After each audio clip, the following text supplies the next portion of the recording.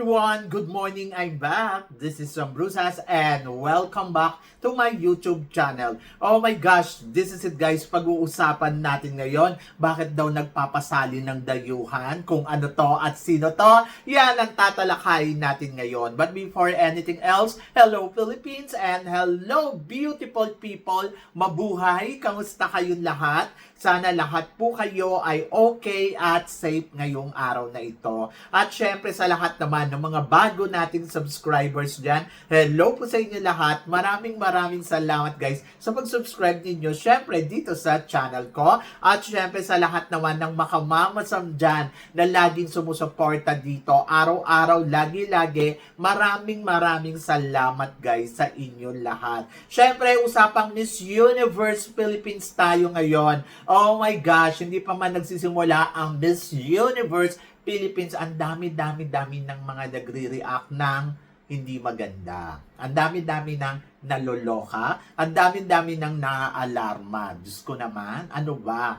So, eto, tumakaw pansin sa atin. So, sabi ng isang makitig ang utak, sabing ganon, bakit ang hilig-hilig natin magpasali ng mga dayuhan at hindi mga lehetimong Pilipina. Ang daming magaganda, Luzon, Metro Manila, Visaya at Mindanao. Tapos madalas nagpapanalo at nagpapadala ng mga dayuhang walang representasyon na makapinoy. Guys, una sa lahat, gusto ko lang ipaalam sa inyo na 2026 na ngayon. Kung noon, nagpapadala na tayo ng mga galing sa Amerika, di ba? So, yon. Kasi, ang self-development nila, syempre, iba, more than sa atin. Kumbaga, parang, malaki talaga yung kumpiyansa nila sa sarili nila na, alam mo yon na kung paano sila mag-represent ng sarili nila sa entablado ng national pageant. Kaya sila nananalo. Aminin natin yan. Mas kumpiyansa ang ipinapakita nila, mas malakas, mas buo. Hindi ko naman sinasabi na hindi tayo magaling kapag purong Pilipino. So magaling syempre dahil likha naman talagang magaling ang Pinay Beauty. Pero kasi wala namang sa rules na hindi pwede sumali ang mga may lahi or yung mga tinatawag dito na kung dito sa Thailand ay lukeng. Yung katulad ko na may mixed blood. So, kadamihan sa mga Pinoy sa atin, konti lang talaga yung purong Pinoy. Kadalasan ay syempre mga dalahian na. At kadalasan syempre ay galing na sa abroad. At aminin natin o hindi, mas nakakapag-provide sila sa mga pangangailangan nila by their own. Kasi syempre, may pera sila. Di ba? So, yon isa yun sa mga nakikita kong dahilan kung bakit mas parang nagdodominant yung mga may dugong pero hindi ibig sabihin na hindi sila pwedeng sumali. Sa ngayon, medyo talagang maraming nagre-react sa pagsali syempre ng pambato ng La Union na si Bea Rose. So, para sa akin, hindi siya dayuhan kasi may dugong Pilipino siya. Maaaring lumaki siya sa Amerika, tapos ang kanyang mga magulang ay from the Philippines and then umuwi siya sa Pilipinas. Nakita niya na mas maganda ang Pinas, di ba? So parang Michelle Arceo lumaking Amerika, hindi masyado marunong magtagalog. And then ngayon mas gusto niya mag-stay sa Pilipinas, Kurt Bonda, di ba? At wag natin i-underestimate yung mga kakayahan nila kasi sila talaga yung nagpapanalo sa atin pagdating sa international stage. Kasi nga, syempre, mas buo yung kumpiyansa nila, mas kaya nilang gumalaw kasi may pera sila. Yung alam ninyo yon, huwag ninyong masamain kung ang pinapadala natin ay galing sa ibang bansa. Like example, Kurt Bonda, di ba? So, lumaki siya sa ibang bansa. Pia Wurtzbach, Catriona Gray, di ba? So, ako, para sa akin, walang problema dyan. So, hindi ko yan main problem. Ang main problem ko, na kung paano tayo magiging malawak ang pag-unawa natin sa mga bagay na ganito. Kahit ang Thailand, nagpapadala sila ng mga purong Thai, pero ang ending ba, nananalo ba sila? Di ba? Hindi. Mas nananalo sa kanila yung mga may dugo na banyaga, and then mas nananalo sa kanila yung kaya ng makipag-communicate ng todo-todo. So ako, para sa akin, hindi yan dahil sa ay taga-ibang bansa siya na ang mananalo. Sa performance ng girl yan. Oho. So, kung ang babae ay magaling talaga, kahit pa sabihin mo yan ay laking abroad yan, o laking Bisaya yan, o laking ano yan, kung talagang para sa kanya yan, para sa kanya yan. Hindi mo dapat ikatakot yan. Challenge nga yan sa kanila eh. Kasi at least, di ba, matcha-challenge tayo sa kapwa nating kandidata, o di ba? So, yun. So, dapat ganun tayo mag-isip. Lawakan natin yung pag-unawa natin, at siguro, hindi naman sila sasali kung dayuhan sila, di ba? Hindi sila dayuhan dahil may dual citizen yung mga yan. So, ibig sabihin nun, meron silang dalawang citizenship. Isa siguro doon kung saan sila nakatira, at isa syempre sa Pilipinas. So, pagdating sa Pilipinas, ang ginagamit ng mga yan ay green, syempre yung passport ng Pilipinas. Pero pagdating naman doon sa Amerika, syempre, ang ginagamit nila, yung passport nila doon sa Amerika. So, medyo lawak-lawakan lang natin ang pag-unawa natin sa mga ganyan. Paano sila makakasali kung dayuhan sila? Eh, may rules and regulation na kailangan at least 6 months na nag-stay ka sa Pilipinas bago ka sumali sa isang national pageant. Ano ba? 2026 na. Lawakan mo ang pag-unawa mo, iho. So, wag mong gawing issue yan, dahil hindi yan ang issue. Ang issue dito, yung hindi mo naiintindihan kung ano ang meron ang pageantry. So, yan, nakakaloka, di ba? And then, isa pa. Kasi parang yan, common sense yan eh. So, ibig sabihin, kailangan niya ng passport na from the Philippines. So, ibig sabihin, may na-provide siya, kaya siya nakasali dyan sa pageant na yan, di ba? And then, pangalawa, so, alam nyo ba, pag sa ibang bansa, mas gusto nila na meron ka ng US citizenship, sa totoo lang, para manalo ka doon sa international pageant. Kasi mahihirapan ang Pilipina na isang walang US passport or walang US visa na mag-travel sa buong mundo or saan man. Isa yun sa mga nagiging dahilan kung bakit ang gusto nilang ipanalo ay dayuhan na. Hindi naman dayuhan, yung meron na siyang US passport o meron siyang US visa. Ayun. So, alam nyo ba yon? Kapag wala yung US visa, mahihirapan yan. Pumunta ko saan yung competition. So, yon, isa yun sa mga tinitignan. Mas madali kasi kapag ikaw ay meron kang US visa, dahil, halimbawa, ang pageant ay gagawin sa ganito. Katulad yan ngayon, balita sa Puerto Rico gagawin ang Miss Universe. Bakit ka magpapanalo ng isang Pilipina na wala naman siyang US passport or US visa, di ba? Syempre, mahihirapan siya. So, pwedeng hindi siya ma-approve, di ba? Isa yon sa mga nagiging dahilan kung bakit natin kailangan yung mga dayuhan na ganito na sumali sa pageant natin. Wala kang karapatan magsalita na hindi sila pwedeng sumali dahil hindi naman ikaw yung organization. So, better na mag-produce ka na sarili mong pageant at ang rules mo lang ay taga Luzon, Visaya, Mindanao. Tapos, wag mo ilaban ng international pageant dahil for sure, kahit sa Egypt gawin ang pageant, mahihirapan kumuha ng visa at ikaw din, hindi mo rin mapapadala yung kandidatang pinanalo mo. Di ba? Di ba may mga case nga tayo na hindi nakakalaban si ganito dahil wala siyang US visa. Like example, eto na lang ha, sampulan ko kayo. Nag-appoint tayo ng Miss Charm. At eto nga, Miss Charm natin ay hindi siya nakapag-compete sa Miss Charm nung taon na yon dahil kumuha tayo ng another girl na ready na may visa na. At ito ay syempre isa sa mga candidates na dating Miss Universe Philippines na nire-represent niya ang US community. Di ba?